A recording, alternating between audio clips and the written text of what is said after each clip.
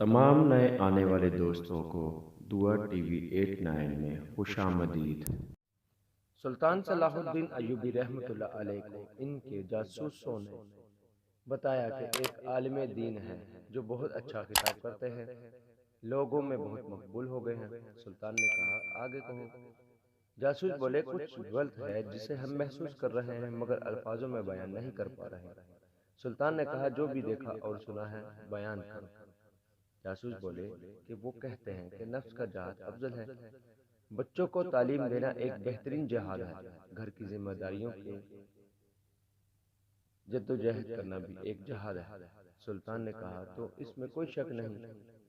जासूस ने कहा कि इन्हें कोई शक नहीं, लेकिन इस आलिम का कहना है कि जंगों से क्या मिला, सिर्फ कत्ल व गारतगिरी, सिर्फ लाशें। जंगों ने तुम्हें या तो कातिल बनाया या मकतूल बनाया। सुल्तान बेचैन होकर उठे। इसी वक्त आलिम से मिलने की ठान ली।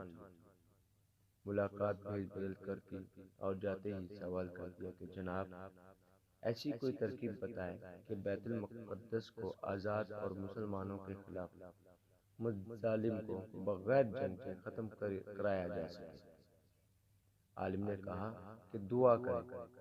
सुल्तान का चेहरा गुस्से से लाल हो गया। वो समझ चुके थे कि ये आलिम पूरी सलीबी फौज से भी ज्यादा खतरनाक है।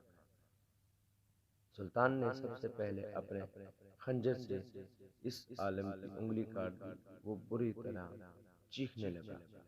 अब सुल्तान ने कहा कि एक असलियत बताते हो या गर्दन भी काट दूं।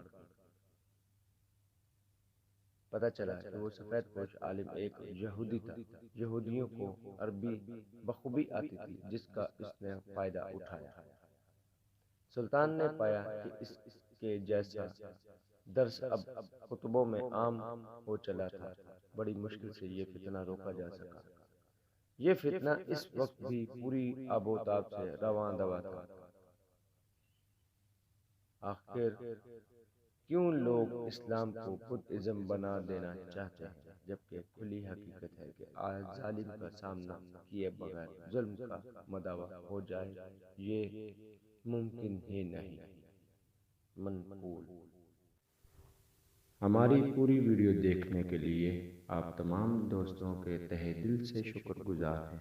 मिलते हैं अपनी अगली नई वीडियो में, तब तक के लिए अल्लाह निगहबान।